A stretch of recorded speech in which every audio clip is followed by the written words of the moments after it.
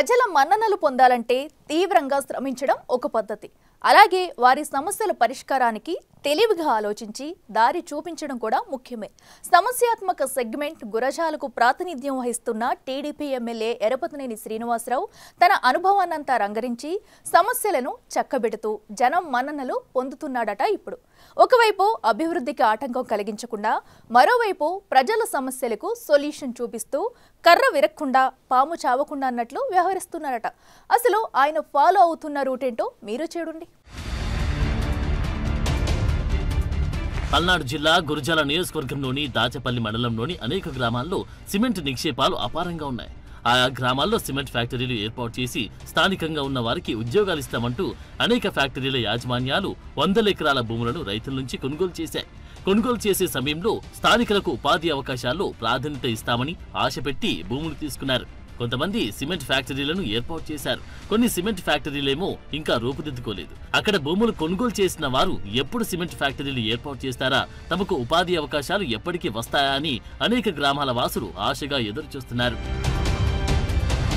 ఈ మధ్యకాలంలో దాచపల్లి మండలంలో ఉన్న సిమెంట్ ఫ్యాక్టరీ భూములకు సంబంధించి రైతుల ఆందోళనలు ఎక్కువగా కనిపిస్తున్నాయి. జగన్ కుటుంబానికి చెందిన సరస్వతి పవర్ ప్లాంట్ కి, మై హోమ్ సిమెంట్ ఫ్యాక్టరీకి భూములు విక్రయించిన రైతులు తమ ప్రాంతంలో ఎలాంటి ఇండస్ట్రీలను ఏర్పాటు చేయకపోవడంతో ఉపాధి లేక తీవ్ర ఇబ్బందులు పడుతున్నామని రోడ్లపైకి వచ్చి ఆందోళనలు చేపడుతున్నారు.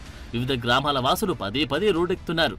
దానికి తోడు ఈ మధ్య కాలంలో చిట్టినాడు సిమెంట్ ఫ్యాక్టరీకి సంబంధించి స్థానికంగా ఉన్న రైతులు తీవ్ర ఆందోళనలు వ్యక్తం చేస్తున్నారు. చిట్టినాడు సిమెంట్ ఫ్యాక్టరీ ఏర్పాటు చేసే సమయంలో స్థానికంగా ఉన్న వారికి అనేక అవకాశాలు ఇస్తామని హామీలిచ్చి ఆ తర్వాత సిమెంట్ ఫ్యాక్టరీ ఏర్పాటు చేశారు గాని తమకు ఎలాంటి అవకాశాలు ఇవ్వలేదని గ్రామస్తులు ధర్నాలకు దిగుతున్నారు. అంతేకాకుండా ఈ సిమెంట్ ఫ్యాక్టరీ ఏర్పాటుతో స్థానికంగా రసాయనాలు విడుదలవుతూ పంటలు నష్టపోతున్నామని రైతులు ఆందోళన బాట పడుతున్నారు.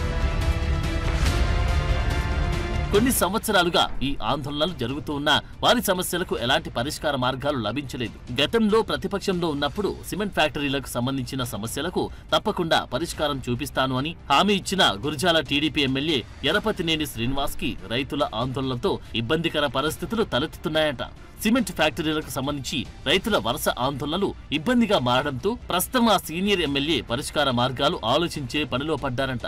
అందులో భాగంగా చిట్టినాడు సిమెంట్ ఫ్యాక్టరీకి సంబంధించిన అంశంలో ఎమ్మెల్యే తీసుకున్న నిర్ణయంపై స్థానిక ప్రజల నుంచి హర్షం వ్యక్తమవుతుంది. అలాగే సిమెంట్ ఫ్యాక్టరీ యాజమాన్యం కూడా దిగవచ్చేలా చేయడంలో ఎరపతినేని వ్యూహం ఫలించిందంటున్నారు.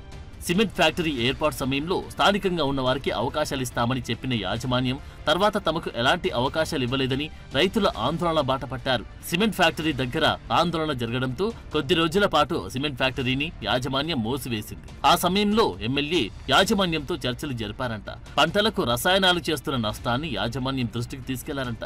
పొల్యూషన్ లెక్కల ప్రకారం చూస్తే అసలు సిమెంట్ ఫ్యాక్టరీని తొలగించాల్సిన పరిస్థితులు ఉన్నాయన్న అంశాన్ని యాజమాన్యం దృష్టికి తీసుకెళ్లి వారిని ఇరకాటంలో పడేశారట.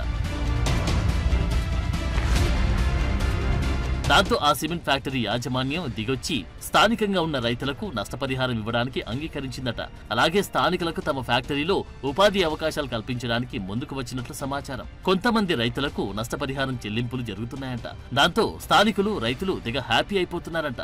కర్ర విరక్కుండా పాము చావకుండా ఎమ్మెల్యే ఎరపతినేని ఈ ఇష్యూని హ్యాండిల్ చేసిన తీరుపై పక్క నియోజకవర్గాల ఎమ్మెల్యేలు కూడా అభినందనలు కురిపిస్తున్నారట.